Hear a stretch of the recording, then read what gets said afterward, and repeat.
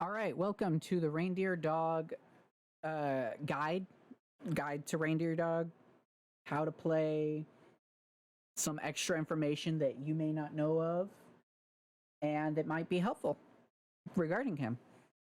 Now, Reindeer Dog, I was actually surprised when I first saw him. I thought, he's okay. You know, when I played him in the alpha the first time, he pretty much still plays the same. A lot of it has been adjusted to be a lot better, but as I went through the second beta, I ended up really enjoying him, and he became basically my favorite to play. And that's surprising because I didn't see myself as a support player. I honestly thought I would be like Russian type of MC type of player, but I don't mind staying in the back, helping out the allies, and just being support. He's a really good dog, reindeer dog, I guess.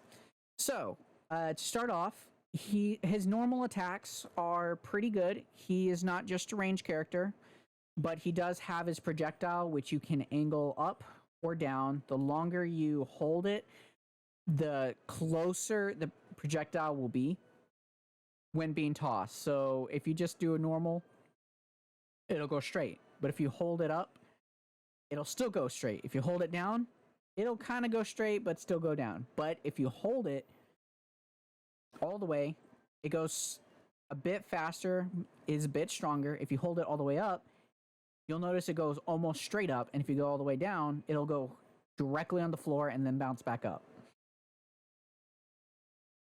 Depending on how long, depends on the trajectory. It's one of those things you'll have to kind of get used to. Oh, should I stop now? Okay, now. Should I stop now? Nah, all the way. It doesn't deal more damage or like as much more damage if you fully charge it because it's just 3, right? 4. Yeah, it's just double the damage if you fully charge it. Not really that much worth it, especially if you're just trying to hit them. See? You're in the air too long and that double damage kind of doesn't matter. Even if you were to have the perk to increase your damage,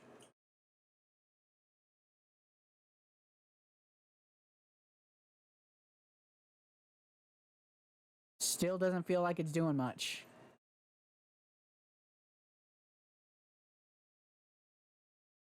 See?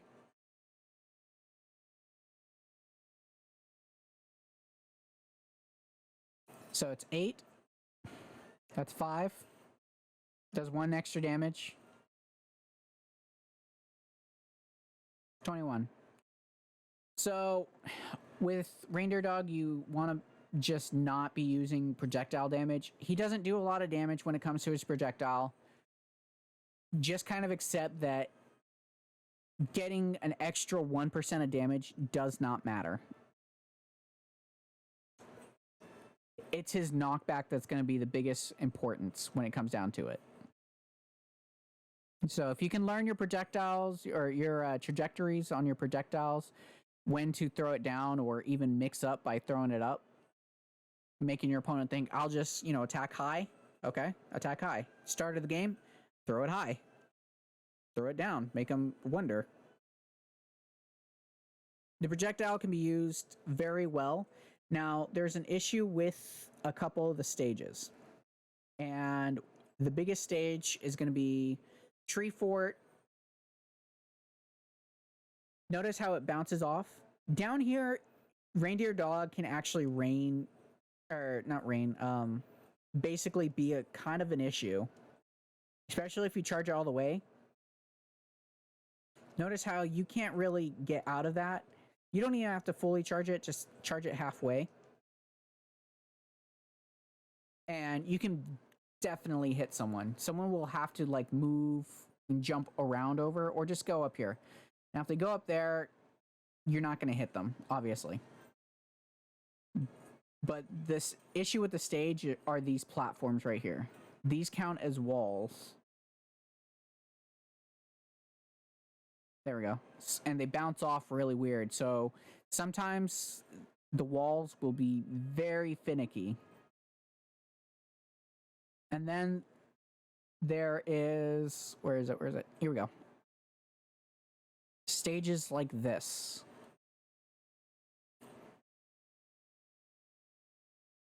Reindeer Dog does not like platforms. Platforms restrict them. You can get weird hits sometimes, but platforms are not preferred for Reindeer Dog. He wants an open world, final destination type of area. He wants the freedom to throw his ball, magic ball, anywhere. Now for his other neutral attacks, like his down, this is a chargeable move that goes straight, and the important thing is it hits from behind. How far behind? Not that far behind. But if your opponent decides, hey, I'm going to jump up at you, you can still hit them from there. Now, they will be flying no matter wherever you're pointed. So even if you do hit them from behind, they will go wherever you're looking. It's a good move for killing. I would say 160 would be the drop-off point. Drop-off meaning they can DI out of it. Yeah, 150, 160. But that's only with fully charged.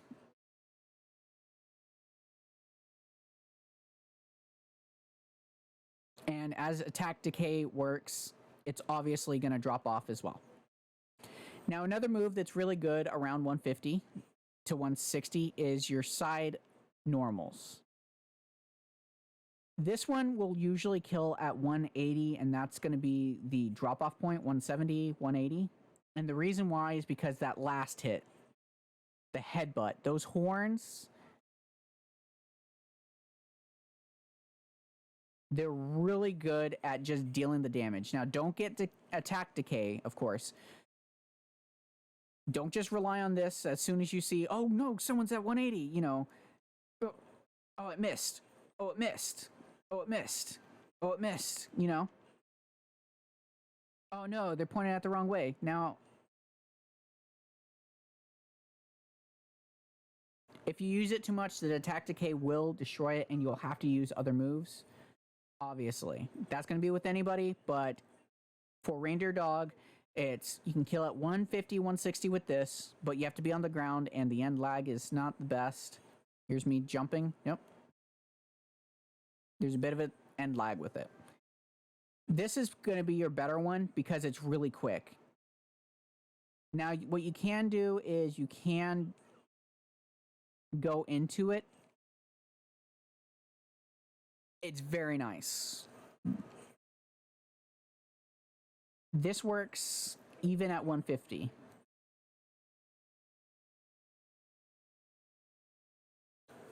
It's a very good combo that if you're just even into the other one,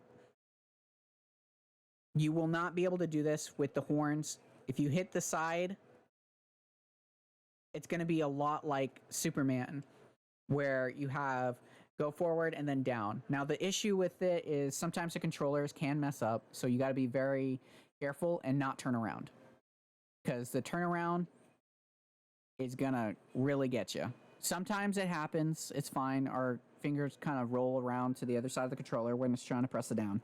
It happens. Just be careful with it. And then there's the up attack. Now, the up attack can be charged just like anything else, but this will not kill. This will not be your main kill go-to move. If they're coming down and they're trying to go, it's going to be an 180, 190 is a drop-off point. Now, what this is going to be good for, though, is this is really, really good for going into your up air and kind of doing a shark underneath type of thing. If you can get it,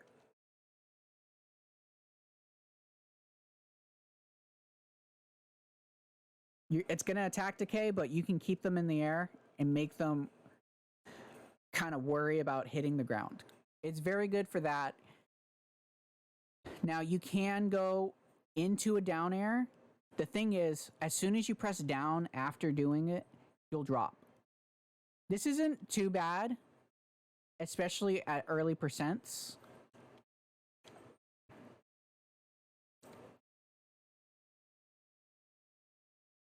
Because you got the fast fall and it'll at lower percents, this is a good way to just rack up the damage if you're able to hit it.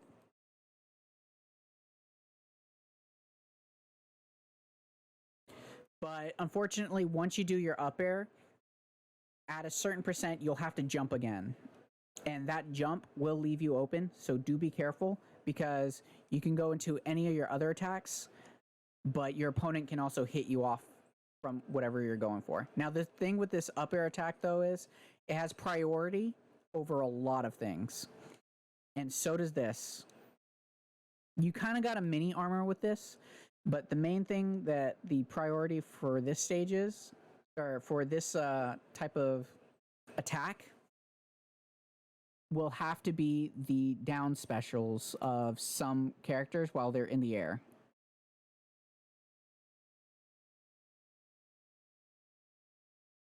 So say this. Look at that. Iron Giant couldn't do a thing. He's coming down.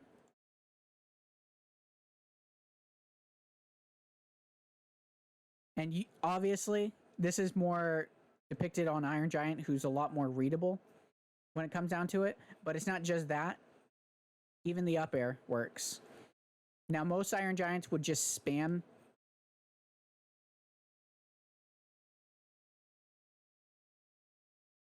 the down special like that. But as soon as you hit them off in the air, the hitbox on your up air is actually higher than your hurt box. So you having the priority within that is really, really nice. Now, because this is a bigger character, does not mean that you can easily just go into your other attacks unless you charge it. But even then, you still have to jump in order to get your other attacks off, so it's never fully guaranteed, and even going like this is pretty decent.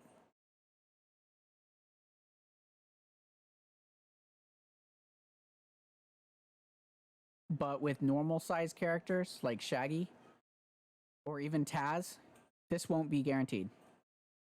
Especially at lower percentages, you have to really hit the edge of your horns in order to get it, and even then, it's a charge up. Because of the attack delay on this, they're going to be able to hit you. Doing that is fine.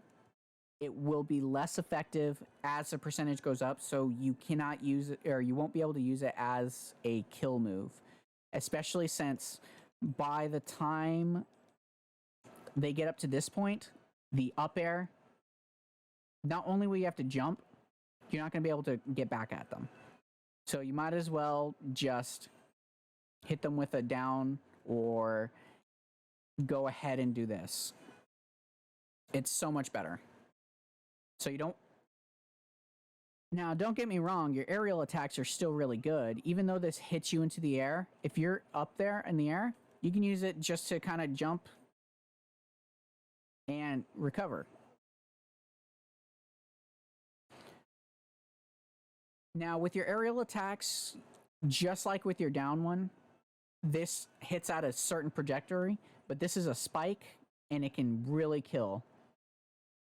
At 150, it's going to be the best, but that's also the drop-off point. They'll be able to tech the ground and come back pretty easily. For your neutral, it's going to be the same, the beam. Now, for your side, this is a really nice move. I'm going to put him on recovery for this one. This is a really nice move.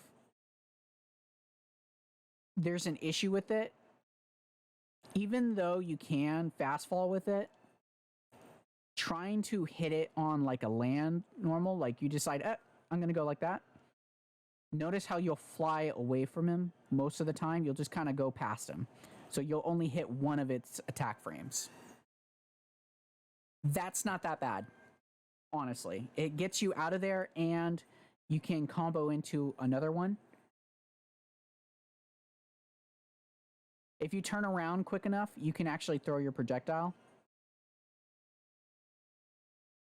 And you can go into your side attack as well.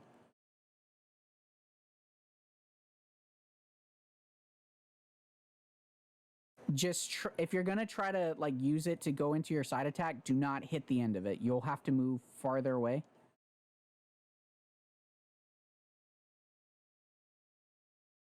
In order to do so. So this will take some practice. You mostly want to just hit the first part. Now you can honestly go into your down immediately, but it's just better to deal the extra damage of the just to guarantee, because if as soon as you do that, you're open. It's definitely good to go into also when you're falling if you want to do an up. But if you're far away, you're going to only hit the end of it, and it's only the end that becomes the knockback. Now, a cool thing about it, though, is you can change the trajectory immediately. Watch, I'm gonna, like this.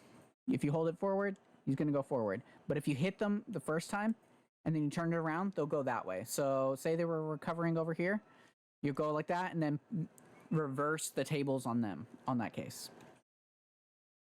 And then this has already been discussed. The hitbox is above you, and your hurt box is underneath. That's why it has priority over a majority of down attacks. Even Shaggy's aerial down special, Batman's aerial down special, I think it beats out Jake's aerial down special. That's not something I can test in the training ground right now. It does not beat LeBron's down special because he throws it down, but his side special, it can beat it, yes. There's a lot that beats his side special. The dunk, essentially. Iron Giant, you can definitely beat it out. And I believe those are the only ones that basically drop themselves. Anybody that basically drops themselves for an attack, you can beat out as long as you space it out well enough, which shouldn't be too hard, honestly, once you get used to it. But that's all his normals. He's got really good normals. His attack is okay. He doesn't have the best attack, but you shouldn't be relying on his attack in the first place. It's his knockback that you want to care about. You aren't the damage dealer, per se, not physical damage anyways. You're an annoyance and kind of a poker. You're a zoner.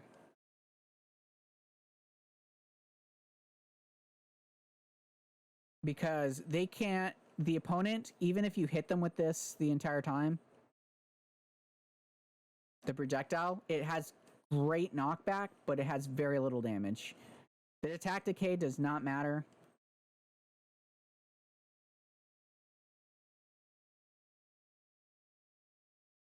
You just want to knock them away, basically. And once they're at a certain percent, go in for the kill. That's going to be your basically 1v1 situation. Now with an ally, your main thing is keep them away from your ally or from you, depending on who they're chasing after. And that's where his specials come in. You have a good firewall projectile that if they're standing within, they will be burned. And you do have a set amount. It's not a good burn, so don't rely on it doing that, even with the perk. Now, what this does, for those who don't know, is because it's a firewall, the attack from it will deal fire damage.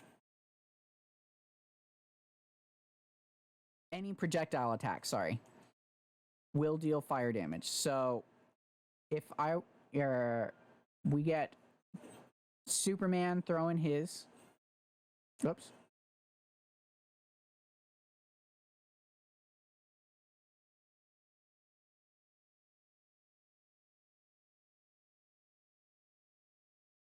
There we go. With Superman throwing his Batarang, he can put 2 different debuffs on him, but the fire damage from the debuff definitely helps him out, especially with his Batarang. And that's all allies. Even Bugs Bunny with his pies or Shaggy with his sandwiches get fire buffs as well. They just have to go through it. You can't charge it in the air, but you can charge it on the ground.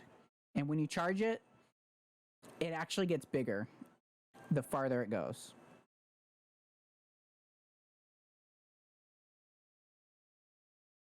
I think I have instant cooldowns on, so. Now there is a set amount that you can put on, but it doesn't matter too much because by the time it cools down, the fire should be gone. And you shouldn't need to put these out too much because as soon as you put one down, the other one goes away. If you're using it as an attack like that, probably best not to, honestly. Now, if you're just like, okay, get away. Oh, that's not in a good spot. Right here is good. Or if you want to use it as a slow get off me move, like, yeah, try to approach this, then yeah, that's fine. But openly, just not the best idea. You might as well use this. It's faster, goes farther. And it's just way better. The fire is mostly going to be a tool to turn your projectiles into fire or your allies' projectiles into fire. Now, speaking of projectiles being turned, there's actually another one that turns your physical attacks into lightning. Now, notice how lightning's going up. This crystal is got 3 things that it can do. The first one is it puts, once it hits or it does a lightning strike, it puts electricity on both you and your ally. So whenever you deal physical damage, not projectile,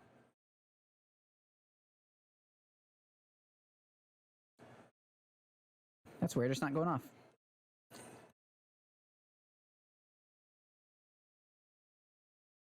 Notice how he'll be shocking.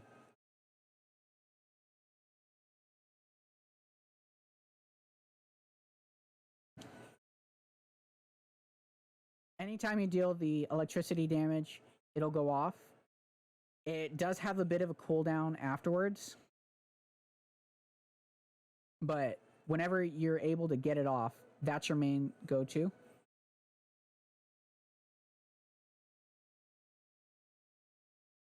It just has a bit of a cooldown when it comes with electricity, apparently. But you can give your ally the electricity to buff it some more. And it kind of counts towards your projectiles as well. In a sort of way that if you throw out a fireball and then you toss this up in the air, give yourself. Now you got 2 different debuffs that are just kind of raining in some more damage. Having both of these together is really good. Did I just destroy his Batarang? What the heck? The thing is, lightning can have a bit of a finicky thing to it. Because it has a cooldown on how long you can be electrocuted. So, then there's his side special, which is more of a physical attack, even on the ground. So on the ground, notice that there's a bit of a startup. He kind of shakes his tail. It's not a charged attack, and it doesn't really kill. What this is going to be used for is if you don't have a kill move, you can just do that just for a get off me move for your ally. But other than that, this most likely will not be used too much. If anything, it'll be your aerial version because you can fast fall it and it does pretty good knockback damage.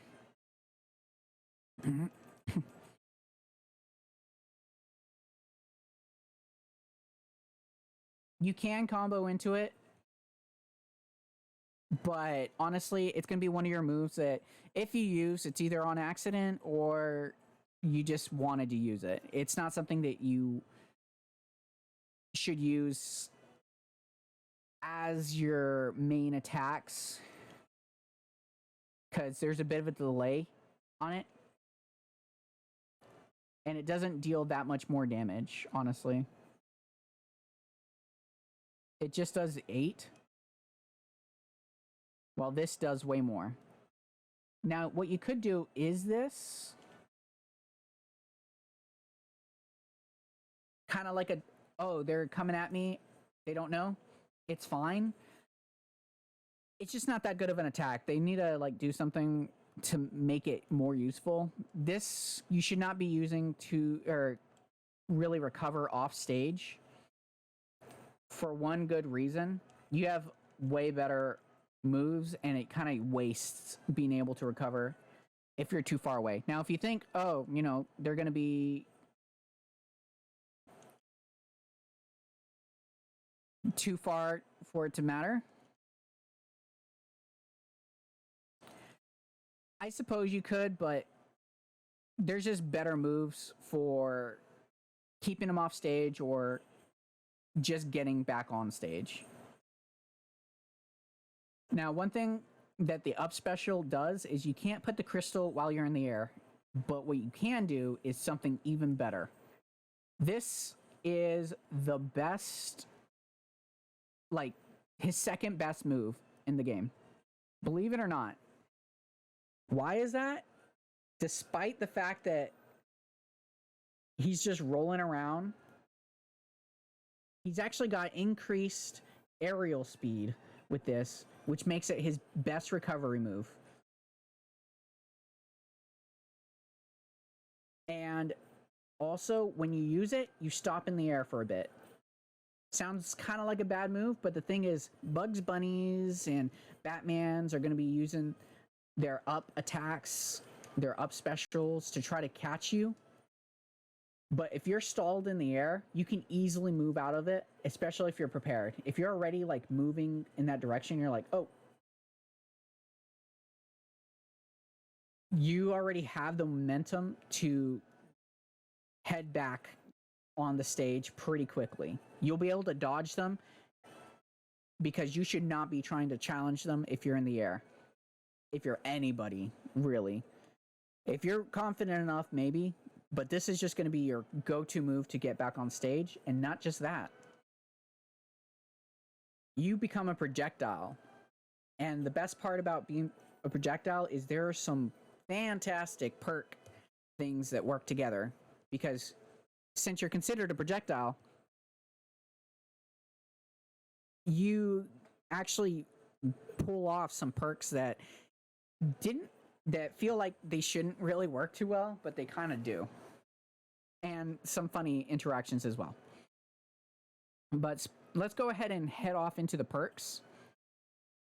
We got Fire Fluff, which a lot of people tend to use over the Crystal Pal. Whenever I see reindeer dogs, they're always Fire Fluff. Reason why? Because that fireball. Oh, look at that. Bigger fire. Awesome. Does it really do too much? Not really. It creates a bigger firewall so that your projectiles can hit. Basically, your projectiles can turn into fire versions a lot easier. You can. It's just easier to get them on fire. You don't have to be closer to the ground. I don't like it that much, honestly. It does make charging the full fireball a lot faster, but it's just not my favorite one. My favorite one has got to be the Crystal Pal, and the reason why is because since you already got fireballs, you're already dealing that kind of damage. The one attack that you're going to have issues hitting most of the time is your crystal. So it's better to use your crystal that can move while you're going around, because this is basically a trap that'll hit your opponents randomly just because you're moving across the stage. So your opponent will want to destroy the crystal, and once they do, you just put up another crystal. And if you put it at the very top of the stage, you really utilize it more, because the more it moves, while it's descending, it kind of descends faster while it's moving around. But the way that this works is nobody's going to be able to see where the crystal is, and it just helps so much. Now, the funny thing is, I just remembered that I forgot to point out that this is one of his this is his number one, probably best support move. And the reason why is because it pulls in an ally that's been knocked back, and it deals kind of tether damage to the opponent. It's fine, I suppose. It doesn't combo with the fire.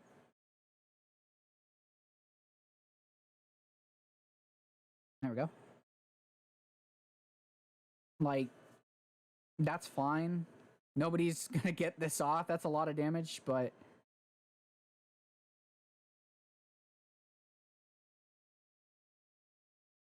it's just one of those moves that can deal a lot of damage if they're in it. The problem is its recovery takes quite a bit of time, and you don't want to waste it, because within the few seconds that you have to have it become recovered, you may not be able to save your ally. And not just that, you have to make sure it actually hits your ally. Otherwise, it's just going to be sticking out in the air.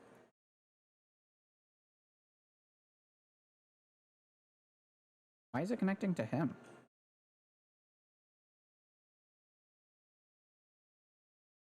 That was weird.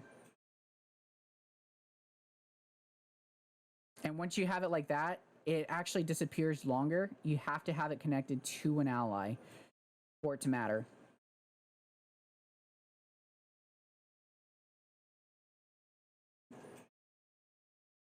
Because otherwise its cooldown kind of just disappears. It's the best move, because as soon as they start like flying off the stage, you want to definitely hook this onto them wherever they're at. Even if they're like all the way up here, if they've been knocked all the way up here, you want to make sure you hit them. What is it trying to catch to? It'll try to magnetize itself, but it's kind of inconsistent. It does a really good job even if you're in the air, but there is a limit to where it will go, as you can see. So you want to be kind of like it within a, let's go with 4-box radius. Because once you hit that 5th box, you're not going to be able to hit him at all. See?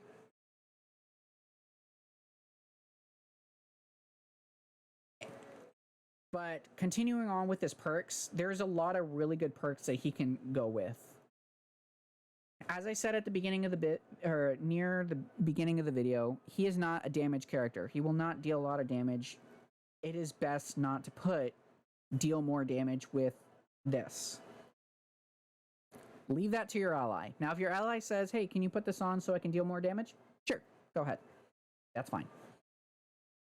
This would be good, but the problem with these attacks that like, oh, it'll increase your thing. It'll increase your thing. You know, your attack with this. It does 3%. It does 3% more.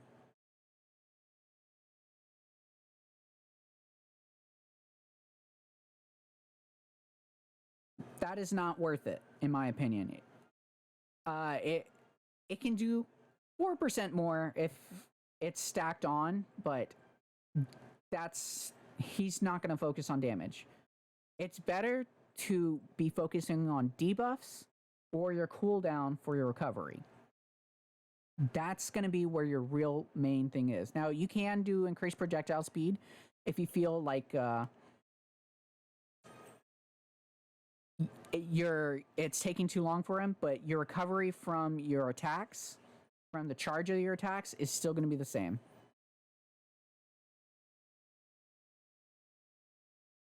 None of it's going to change from that, just the speed of where it's going. So do be wary about that. You can increase the speed if you think it'll help a lot. Now, if you're going to do anything, increase damage with attacks that knock back enemies horizontally. No. Now, if it was increased knockback damage, or like just knockback entirely, definitely. Those are the ones you want to go for. So, let's see. 1 additional damage when knockback enemies collide with wall or floor.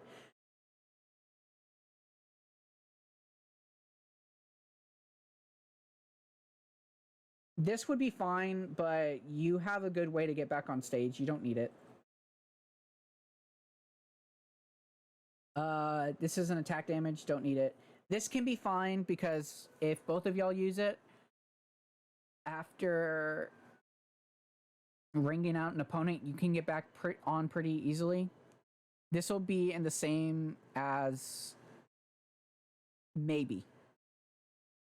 If you really think that they're going to pressure you off stage after you take out their ally, definitely. But other than that, these are more of a not really, don't need it. The ones you will want to use, like your main ones, is going to be Ice to beat you. I'll take that.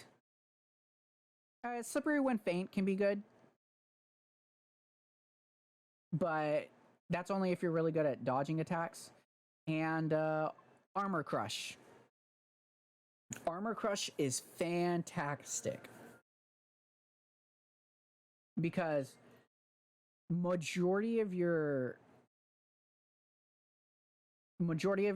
attacks that are charged are your projectiles. So if let's go ahead and have her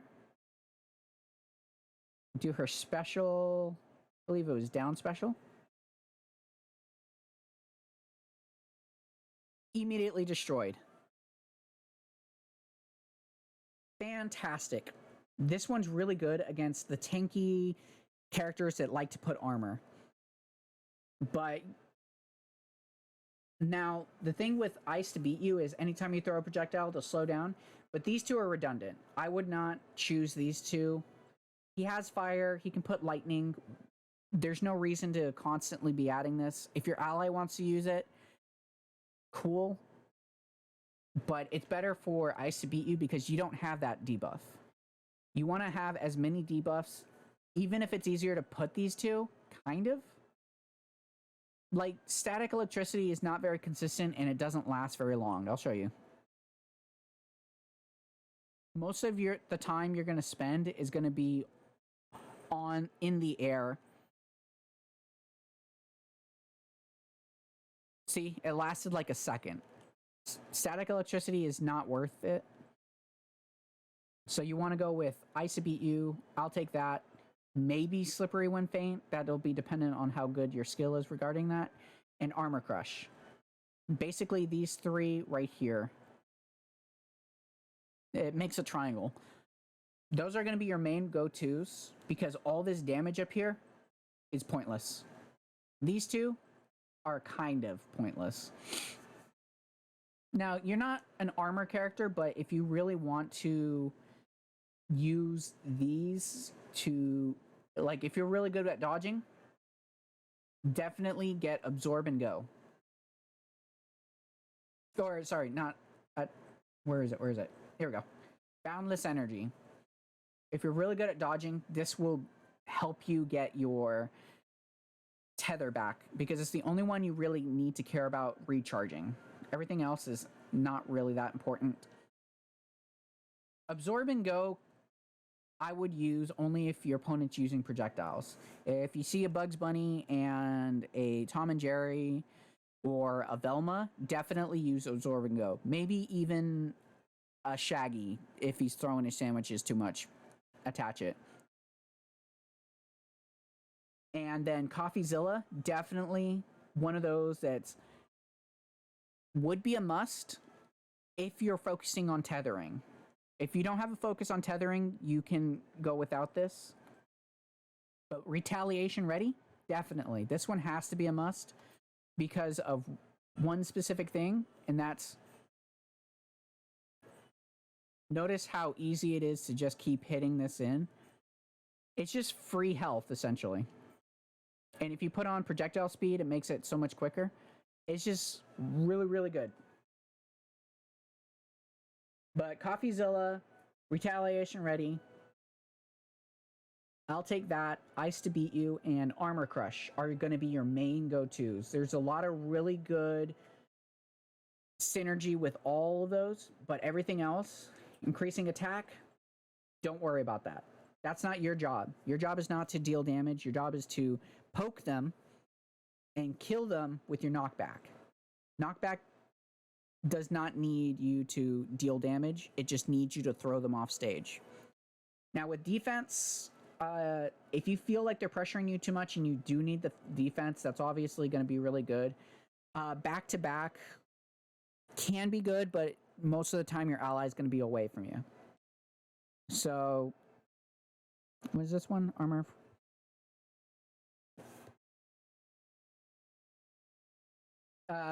So your main go-to is just support. And if you have an ally that likes projectiles and you feel like, you know, they're not hitting the fireball too much, Fire Fluff will be your main go-to. But otherwise, Crystal Pal is my favorite one because of its movement. It can just hit without anyone really knowing what happened, and it doesn't have to hit on the ground for it to do the explosion. And it doesn't really have a recharge time. Now, with Ice to beat you, it's good for when you throw a projectile. It is redundant to have that's flammable doc.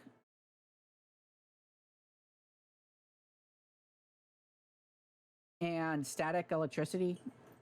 The thing is, when you're being tossed, just go with recovery and normal attack. As a projectile, you actually apply those debuffs. And one of the biggest things that it doesn't tell you is because you're the projectile of your ally, when you hit them, you get the buff of health. So you're kind of like your own risk reward type of thing. If it hits, you get health and you debuff them. And you do not combine with your own flammable, your own fire. So, oh, sorry. That was only because I put this on.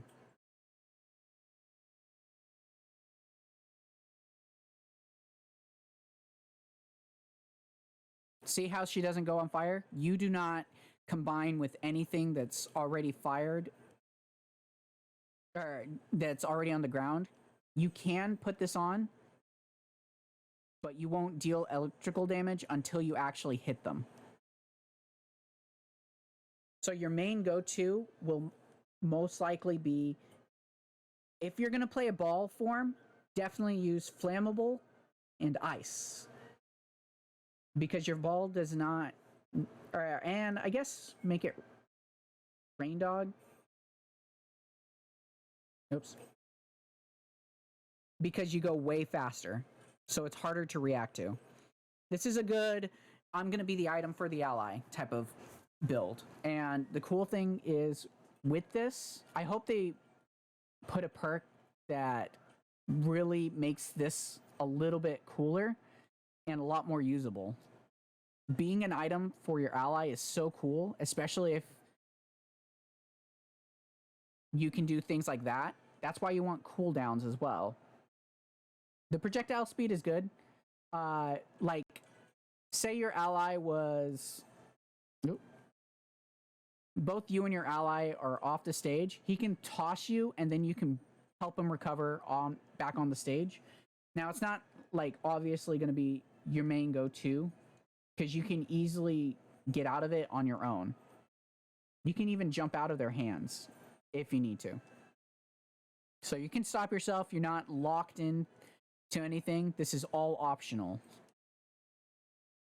But there's a lot of fun interactions with Reindog and other characters. Uh, now, the one thing that I do want to go over before I end this video is who does he pair best with? I'm going to start with the ones he pairs the least with, and that's going to be Taz. It's going to be Shaggy, Jake, LeBron, and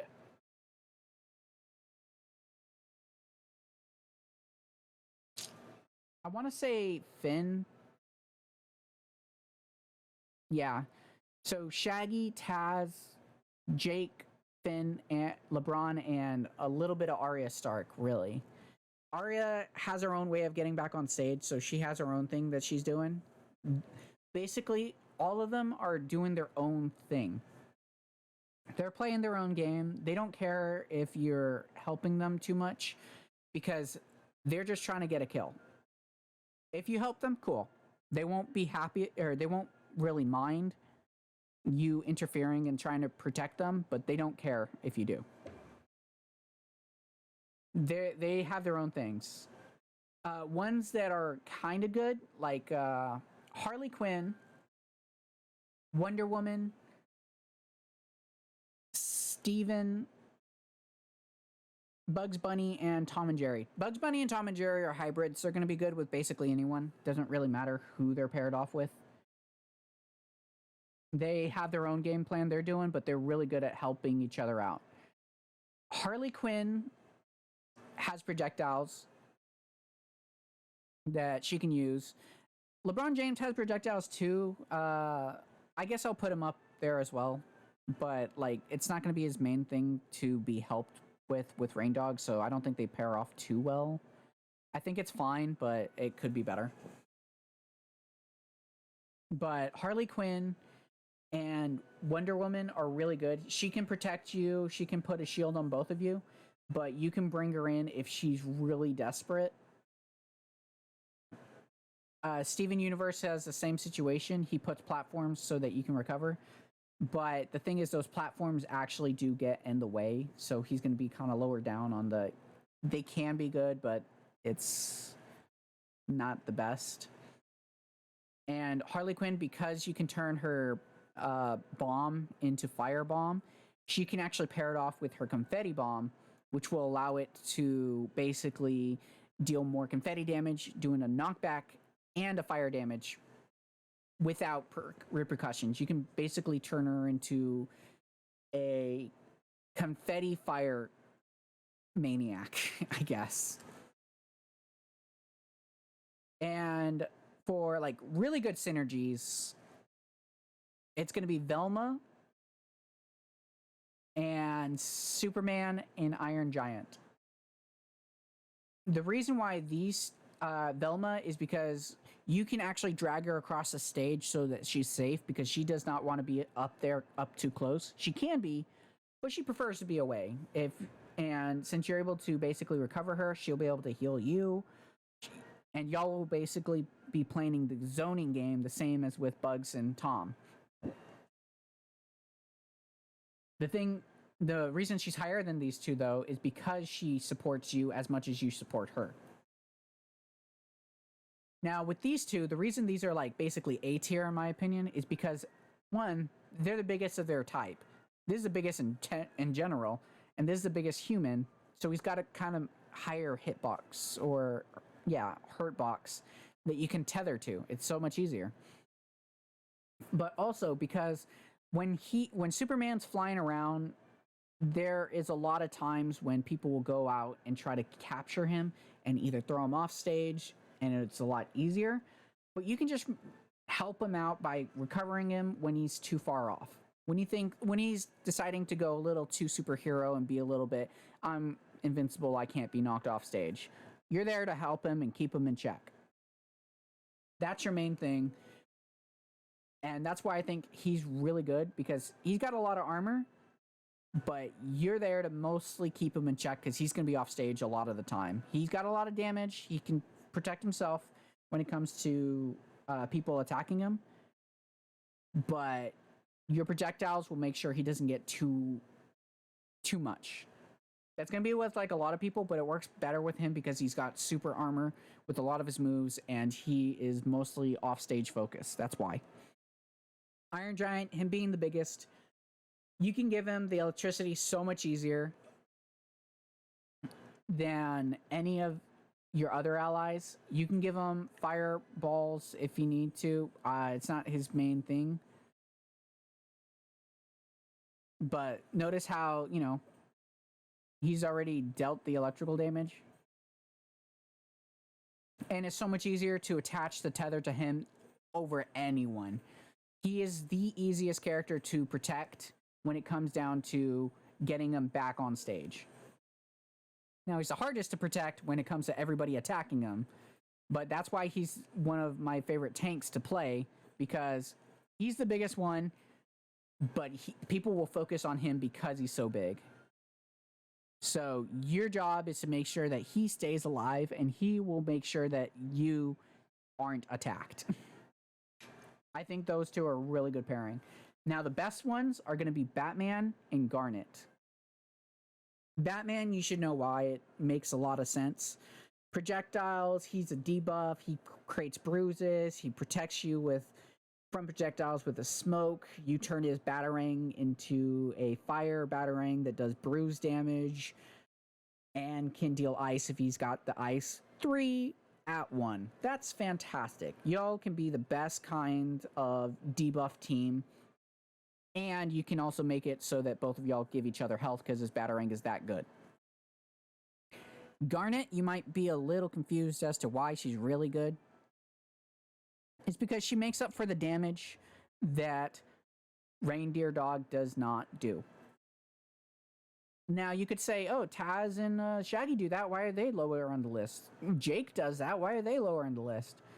It's because that's not all she does. She has her own electrical projectile that she can do. She doesn't need to rely on Reindeer Dog to throw it down. She can do it. She has her own projectile that can turn into fire as well, kind of like Batman's Batarang. It doesn't do bruise damage or anything like that, but it's still really good. She can protect you from projectiles if people decide to go Tom and Jerry and Bugs Bunny on you. Or even Velma's like shout. But the main thing is her star. Her recovery star. You can place it on you, and if she's falling too far, she'll come back at you. Now, the reason why this is better than Arya Stark's, that's why Arya Stark is lower, is because Arya has to throw it, and it's not consistent on where it goes. With her, all she has to do is place it right there, and then you grab it. Which is way better than, see? Which is way better, because she basically has 2 tethers when it comes to recovery. You have the Reindeer Dog tether, and then you got Garnet's tether. It's a pretty good combo, and it's really great for keeping her on stage, for sure. That's why I think she is like an S tier type combo with her.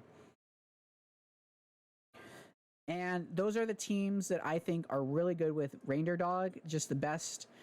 Those are the perks that you should really only care about depending on your gameplay. Obviously, you can use the attack if you think that, you want to do a damage thing. The thing is, I really do not suggest you do damage builds with Reindeer Dog because his knockback is the only important thing you need to worry about.